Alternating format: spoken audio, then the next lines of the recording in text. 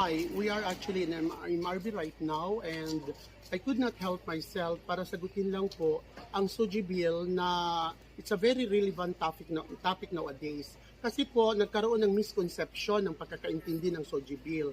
Ang SOGI bill po ay pinalawig lang ang karapatang pangtao. Wala pong nakalagay doon na it is a union between same-sex, lalaki sa lalaki, babae sa babae, tomboy sa tomboy, or whatsoever. It is actually protecting the rights of every individual.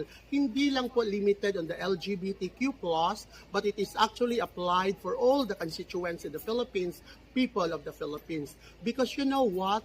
The law of the Philippines has always been promulgated to protect the country and to protect the constituents.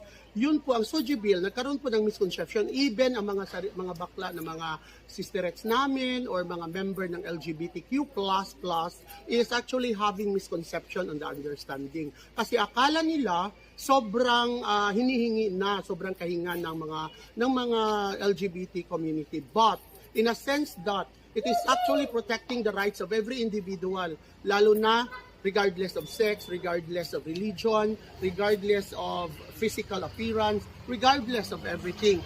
You know what?